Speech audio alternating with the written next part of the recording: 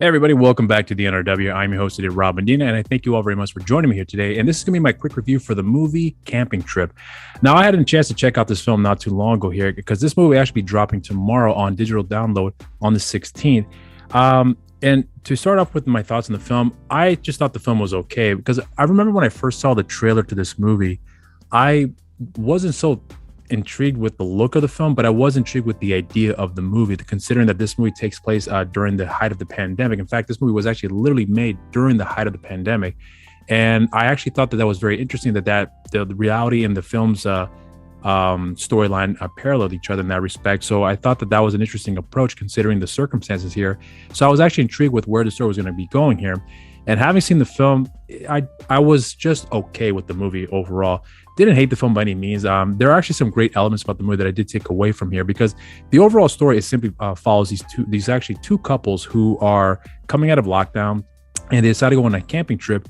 And then unbeknownst to them, there happens to be an illegal deal being made with these two road rednecks, if you will, that are trying to give this man this substance, I believe I recall correctly, that was going to be used as an ingredient to find the cure for COVID. And then the deal went awry, and then people get killed, and the campers were happening to be in the area where this all had occurred.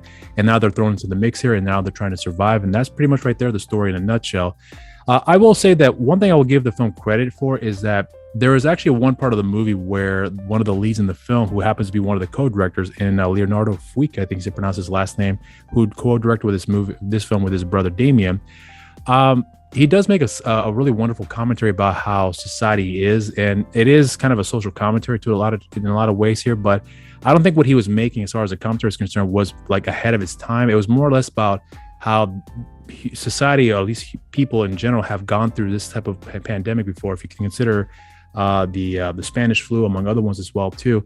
There's always seems to be like a history of people being frightened of what's going on, and the times have changed along the way. That people handling that is much more different now. So this more or less reflects that here. But I thought the commentary he was making on that in this particular pandemic definitely did give some insight about how people will react, especially when it was at the very beginning stages of COVID, which I thought was very interesting. But then after that, as you start to see the story progress along the way, where the couple start off as being very much in tune with each other, being very well connected, and being very friendly with each other because they do have a history with one another. Along the way, you start to see that commentary that he made about how people pretty much eat themselves out.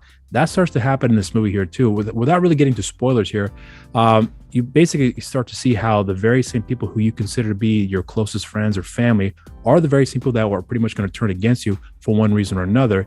And I thought the film did that very well, and showcasing that element of people panicking and not understanding how to communicate those thoughts and how to thoroughly think things through, especially when they're put on the spot, which I thought was really unique in that respect. It's not that we have not seen that before. We definitely have, but I thought the movie really showcased a side of that, at least in this case for the pandemic times, and how people react to that, because there was a lot of that going on during that period.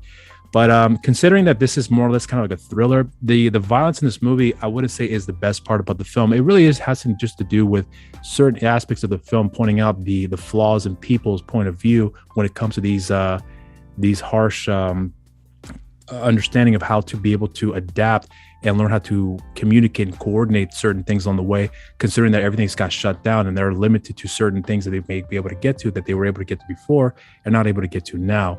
So in that respect, I thought it worked well. But as far as the negatives are concerned, I think the biggest problem that I had with the film was that the way that certain things were executed along the way for me just didn't click all that well.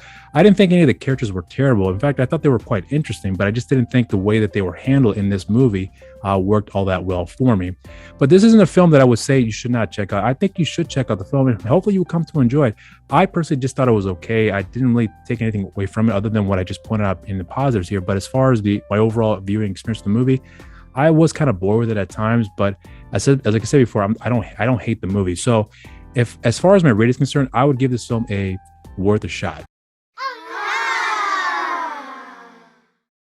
And those are my thoughts on the film. And if you have seen the movie, let me know what you get in the comment section down below. And make sure you subscribe to NRW and make sure you share, like the videos, and hit the notification bell while you're down there. And also follow us on social medias as well too. On Instagram, New Release Wednesdays, and on Facebook, Nerds Rule the World, and on Twitter at the NRW. And you could also follow me on my social media accounts as well. On Instagram and Twitter, Mr. Rob Medina, and on Facebook, simply just Rob Medina.